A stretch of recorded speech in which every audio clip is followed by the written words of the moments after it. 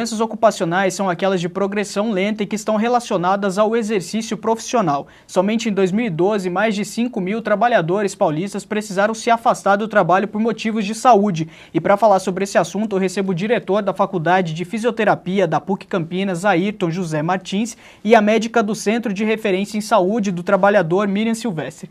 Para a gente começar, então, Miriam, quais são essas doenças ocupacionais?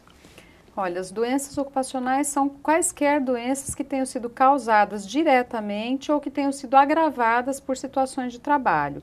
Então, isso significa que nós temos uma gama muito grande. Então, quaisquer sistemas do corpo podem ser afetados pelo trabalho. Aqui na nossa realidade, as mais comuns são as doenças musculoesqueléticas, as conhecidas Ler-Dort, né, as lesões por esforços repetitivos. Os transtornos mentais relacionados ao trabalho são cada vez mais frequentes também. E nós temos as doenças mais clássicas, as dermatoses relacionadas ao trabalho, a perda auditiva induzida por ruído, temos as pneumoconioses, que são doenças que afetam o pulmão, a asma ocupacional. Então, nós temos realmente uma gama muito grande. O câncer relacionado ao trabalho, né? Ayrton, existe um mito que tudo é LER. Eu queria saber de fato o que é LER e o que não é LER e se encaixa aí nessas outras doenças que a Miriam falou. Sim, como o próprio nome diz, né, o LER, uma lesão por esforço repetitivo, ele é caracterizado, né, e diagnosticado por um profissional quando a repetição do trabalho é feita, né, de uma forma ininterrupta, né, causando uma tendinite, uma bursite ou uma série de alterações do sistema musculoesquelético. É que há um tempo atrás popularizou-se o termo, né? Então qualquer problema era já classificado como LER. Mas o importante é enfatizar que é necessário que seja feito um diagnóstico mesmo, né? Respeitando seus critérios diagnósticos. Tá, eu vou chamar a reportagem agora do Vinícius Bueno. Ele vai apresentar para a gente, ele vai mostrar o soldador de Eric. Ele passou por alguns problemas aí de saúde e precisou ser afastado do trabalho. Hoje está doendo na coluna, o meu ombro direito, né? Senti fortes dores também agora no ombro esquerdo, né? Quando eu comecei a sair de lá eu senti, não fiz a ressonância. E no meu cotovelo direito, o joelho direito. As dores no corpo são resultado de anos de um trabalho pesado. Desde que o maranhense de Eric Diniz veio para Campinas, ele passou a trabalhar como soldador em uma empresa da cidade. No ano de 2012, praticamente, eu comecei a sentir dores fortes na minha coluna e eu vi que não era normal. De Eric conta que entre as obrigações, a maior responsabilidade era produzir vagões de trem. Eu tinha que montar a chapa pesada, pegar essa chapa, montar, soldar, pontear, bater marreta. E isso comprometeu o meu estado de saúde. Para controlar as dores, nos primeiros meses, de Eric passou a usar medicamentos em excesso, mais um motivo de constrangimento, já que entre os colegas ele passou a ser motivo de chacota. As pessoas me zombavam na empresa, dizendo que eu era uma farmácia e se alguém quisesse remédio é só recorrer a mim que eu tinha remédio. Desde que teve o afastamento confirmado, o soldador passou a frequentar o Sereste, Centro de Referência em Saúde do Trabalhador, onde recebe atendimento médico e orientações psicológicas. Além do acompanhamento individual dos pacientes, o Sereste também faz um trabalho preventivo de fiscalização nas empresas e nos setores onde são registrados altos índices de doenças e até mesmo mortes no trabalho. Até mais. Tchau. Ayrton, existe uma categoria profissional que sofre mais com essas doenças do trabalho? Antigamente tinham muitos os bancários, né, que a questão da digitação foi muito conhecida, a LER, né, na questão da digitação. Porém, hoje, com a mudança dos sistemas de trabalho, isso diminuiu. Mas a gente encontra todo trabalhador que trabalha muito com o corpo, né, assim, a gente recebe lá bem distribuído, assim, acho que não há assim, um enfoque muito grande mais em uma profissão, mas todas elas podem estar mais ligado à forma do trabalho adotado naquela empresa ou naquele setor. E existe algum tipo de doença mais comum que vocês recebem desse trabalhador lá no Sereste? No Sereste, o que nós mais temos recebido neste momento são as lesões por esforços repetitivos e os transtornos mentais, né? Em terceiro lugar, as perdas auditivas e as dermatoses. Dentre as LER, as categorias, como o professor Ayrton disse, as categorias mais afetadas são essas que estão submetidas a uma organização do trabalho, onde há exigência de repetitividade em ritmo rápido, acelerado, uma falta de tempo para se ter pausas adequadas, e isso a gente vê que está cada vez, isso é o trabalho de todo mundo hoje em dia, né? Então, desde pessoas que trabalham em serviços de limpeza e conservação, até os metalúrgicos, os bancários, pessoas que trabalham dentro de universidades, nos serviços públicos de saúde, quer dizer, nós vemos uma disseminação relacionada a isso que ele coloca, a forma como se organiza o trabalho, o jeito de trabalhar é que tem causado essa epidemia de doenças aí musculoesqueléticas, né? Então, estas estão bastante relacionadas também com os transtornos mentais. O fato da gente ter um aumento de LER e de transtorno mental nos últimos tempos, a explicação que a gente tem é a mesma, é a forma de organizar o trabalho. Então, este mesmo trabalho que exige repetitividade, ritmo, que tem essa característica de ser altamente competitivo dentro dos ambientes de trabalho e também fora, né? A gente tem que competir com a China, com a Índia, tem o BRICS, tem a globalização. Então, essa lógica é uma lógica que faz com que o trabalhador ele esteja cada vez mais absorvido pelo trabalho, né? A gente diz que a subjetividade do trabalhador está sendo sequestrada pelo trabalho. Então, a vida dele é o trabalho. E isso tem tido impacto também na saúde mental deles. E como a gente viu nessa reportagem, além da questão física, ele também tem que lidar com a questão dos colegas, né? Que fazendo as piadas ali, por conta dos vários remédios que ele estava tomando, também é uma dificuldade, né, Ayrton? E além disso, essa competitividade é muito grande, né? Porque se na organização do trabalho é dado pelo empregador um prêmio, uma classificação por maior produção, né? O próprio empregado ele se vê na obrigação de produzir mais, né? Tanto de um lado como do outro. Ele acaba sendo submetido, né, a essa pressão no trabalho, que isso é extremamente prejudicial. De acordo com o Ministério do Trabalho, essas doenças ocupacionais têm sido cada vez mais reconhecidas e identificadas. Mas, de fato, que ponto que o profissional precisa se afastar do trabalho? E isso vem sido respeitado? Como que está essa situação? Esse dado que você fala do Ministério do Trabalho eu não conheço. Na verdade, o que nós temos visto nas estatísticas, quando a gente olha as estatísticas da Previdência Social, por exemplo, nós vemos uma redução dos afastamentos, da concessão de benefício por doença do trabalho. Na nossa avaliação, isso não corresponde à realidade, né? Na nossa avaliação, tem essa redução nas estatísticas não corresponde de fato a uma redução do adoecimento. Isso pela impressão do dia a dia e também a gente tem dados da Organização Internacional do Trabalho, da OMS, que falam sobre a ocultação das doenças, né? Então, só para você ter uma ideia, tem um dado da Organização Mundial de Saúde, acho que é uma publicação de 1999 ou 2000, onde eles falam que na América Latina apenas 1 a 4% das doenças do trabalho como um todo são reconhecidas, aparecem. Então, as nossas estatísticas não mostram que tem. E, além disso, a gente tem visto uma redução, né? Essa redução, essa ocultação, eu tenho chamado, é uma coisa que eu penso que está deliberada aqui no nosso meio, né? Ninguém quer que a doença apareça, ninguém quer, os empresários não querem, nós temos favorecido a agenda econômica, né? Para a agenda econômica, para as pastas econômicas do governo, as políticas econômicas, a doença do trabalho é uma coisa que não é muito boa, né? É um subproduto desse jeito de trabalhar e que acaba tendo um impacto que, se a gente for olhar sobre elas, a interferência que a gente precisaria fazer seria reduzir a competitividade, promover ambientes de trabalho mais humanizados, pensar menos no lucro e mais numa produção que favorecesse, na verdade, assim, o bem-estar da sociedade, né? E o que a gente vê é o contrário, que a gente vê é aquilo que eu estava falando, é uma sobrecarga do trabalhador, cada vez mais o tempo de trabalho é ocupado no máximo. Né? Então, tem uma exploração aí que tem gerado esse adoecimento. Falta favorecer, então, esse bem-estar do trabalhador no ambiente de trabalho? Sem dúvida nenhuma, né? Existe uma área que é a ergonomia, né? Que é a ciência dos projetos que eles objetivam melhorar a qualidade do trabalho, a própria efetividade do trabalho, a saúde do trabalhador, né? e organizando a forma do trabalho, a linha de produção, para que isso não venha gerar doenças, né?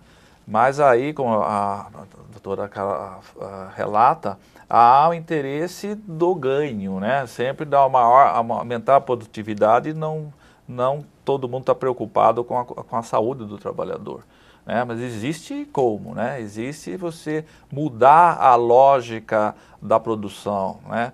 Aí até produzindo maquinários diferentes, né? Formas diferentes de produção, minimizando essas lesões. Então, quando tem um caso de lesão ou de algum problema de doença, é importante que se reflita sobre esse ambiente de trabalho, que haja algum tipo de mudança? Toda doença relacionada ao trabalho está mostrando, ela é um sintoma de um ambiente de trabalho doente. Toda. Não existe nenhuma doença do trabalho que não seja uma demonstração de que existe problema no ambiente de trabalho. Tanto para as físicas quanto para as mentais? Todas. Todas. Então, se eu tenho um caso de lesão por esforço repetitivo, muito dificilmente eu vou ter um só. Se a gente procurar, mesmo que não esteja aparecendo na estatística, de alguma forma esteja oculto, como o Eric falou, né? Antes dele se afastar, ele tomou um monte de remédio, ele ficou, né, tentando lidar com a situação. Quando a gente tem um que não aguentou mais e se afastou, a gente tem certeza que tem mais pelo menos uma dezena lá que está tomando remédio, que está tentando dar conta, tal. Então, todas as doenças mostram isso, que um ambiente está gerando doença, né? Elas são doenças determinadas por um ambiente, por um jeito de trabalhar. Tá certo. Peço licença para vocês agora. Eu vou chamar a nossa repórter, a Rafaela Ribeiro, lá da nossa redação. Ela traz algumas dúvidas dos telespectadores. Olá, Alessandro. O Juliano Augusto de Campinas, ele quer saber de que forma os órgãos de fiscalização desenvolvem trabalhos para diminuir estes tipos de doença. Já o Carlos Guimarães, que também é de Campinas, quer saber como que ele identifica se o problema de saúde é desenvolvido pelo trabalho ou por outros fatores. E a Luana de Oliveira, de Campinas, quer saber em quanto tempo, em média, começam a aparecer as doenças relacionadas ao trabalho. Bom, então vamos lá. Então, como é feita essa fiscalização? Bom, eu acho que a fiscalização tem que ser feita assim pelos órgãos públicos e a partir do momento que, como a doutora disse, que é detectado que um funcionário apresenta esse problema, né, aí o poder público tem como estar investigando realmente se há alguma coisa errada com essa produção, né? Mas eu acho que a doutora tem mais condições de estar respondendo com maior propriedade, porque ela trabalha bem nessa questão. A fiscalização dos ambientes de trabalho, ela tem algumas instituições que trabalham olhando essa questão do adoecimento, como que a gente pode interferir. As principais são a própria vigilância em saúde, né, dentro do SUS, do Sistema Único de Saúde, a vigilância em saúde tem todo um aparato para poder olhar se um ambiente está tendo riscos à saúde, está gerando risco à saúde da população que está lá dentro, dos trabalhadores, e fazer as interferências, tal, com autuações, com orientação, com trabalho de educação. O Ministério do Trabalho também tem os auditores fiscais, que trabalham especificamente olhando as relações de trabalho e as questões da salubridade, né, de riscos também à saúde. Existe um trabalho concorrente, a gente chama, né, são atribuições que se complementam entre o SUS e o Ministério do Trabalho nesse sentido. E um outro órgão que é bastante atuante é o Ministério Público do Trabalho, né, que ele vai interferir sempre que houver um interesse difuso e coletivo. Então, se tem uma população adoecida numa determinada empresa ou num ramo, o Ministério Público do Trabalho vai agir, então, fazendo investigação, fazendo interferências, né, fazendo acordo com as empresas e, quando não se é possível chegar em acordo, eles ajuizam, eles movem processos na justiça contra a empresa. Então, são algumas das instituições que atuam. A outra questão, então, Ayrton, é como identificar se essa é uma lesão do trabalho ou do dia a dia, da saúde da pessoa? Bom, aí, né, a ciência já tem elementos para você fazer uma boa anamnese, uma boa consulta, né, conversar bastante com esse funcionário, sabe, tentando decifrar como que é, né, o seu dia a dia.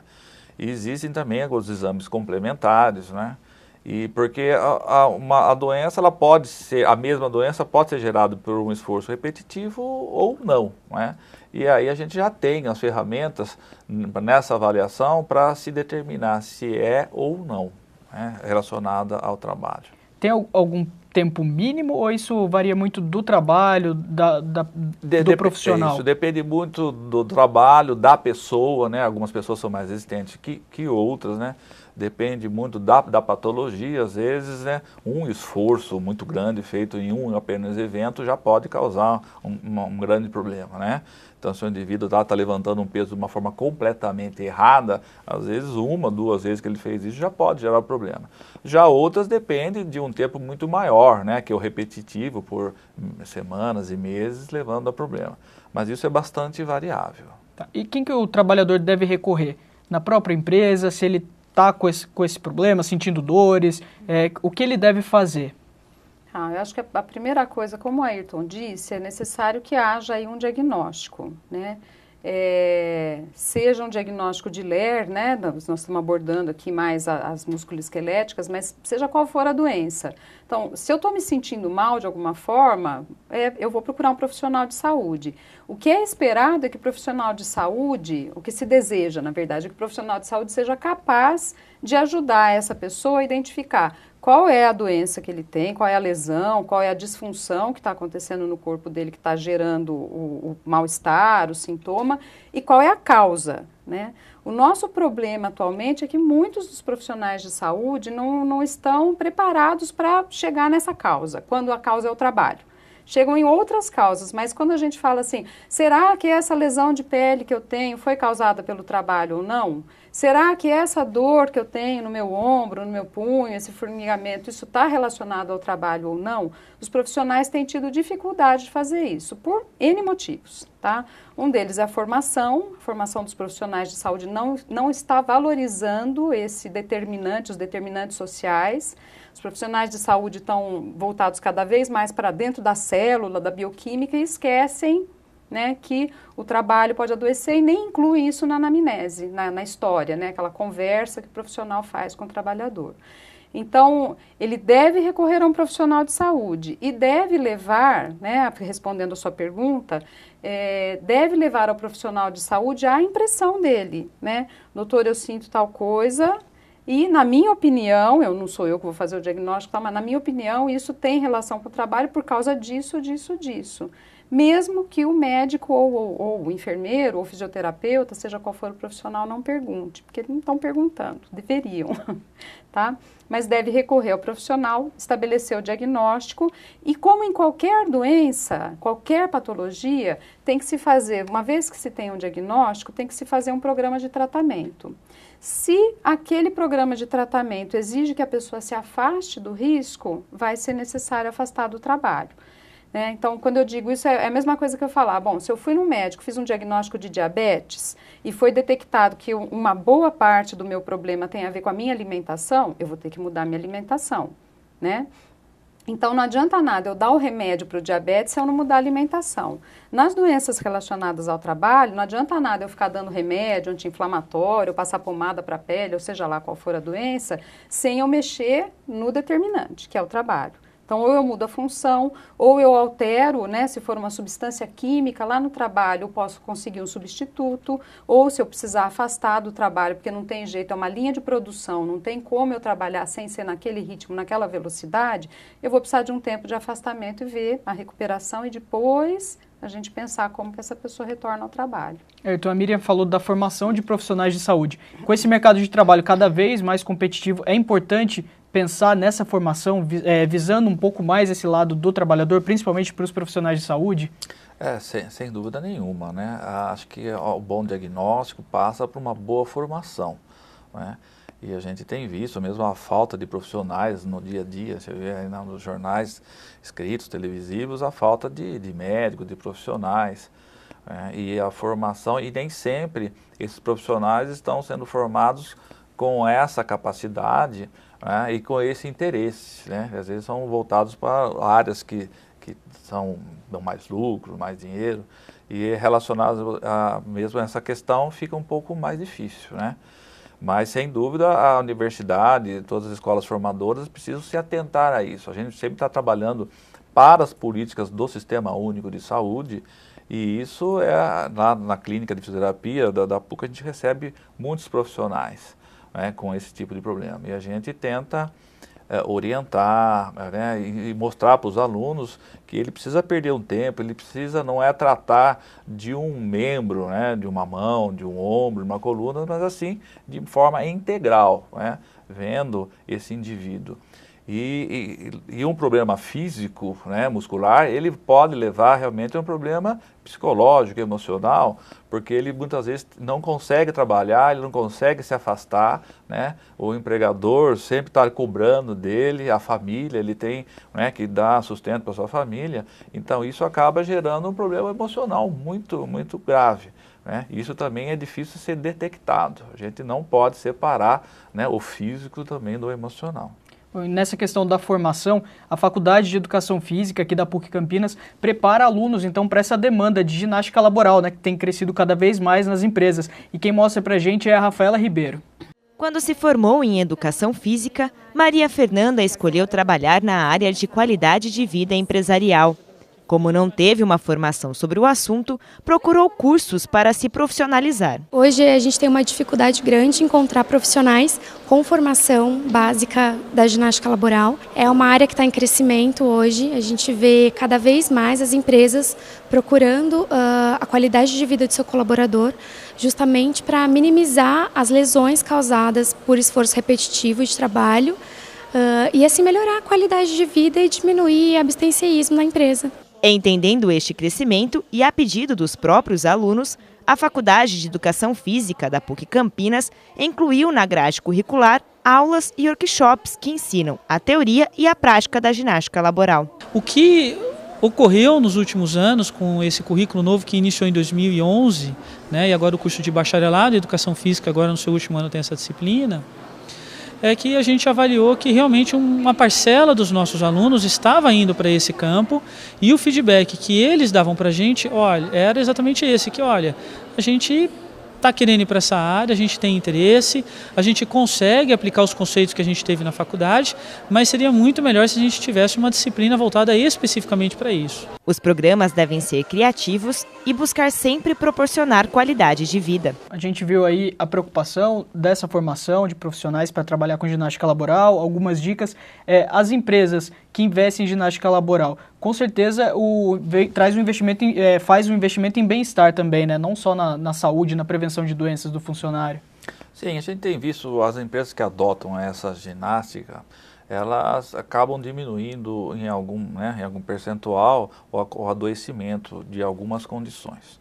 Mas o importante é salientar que antes de que seja feita essa ginástica, que poderia ser mais globalizada, né, seja identificado no grupo dos trabalhadores se algum tem alguma afecção, né, porque daí muitos não conseguiriam fazer e pode até ser agravado.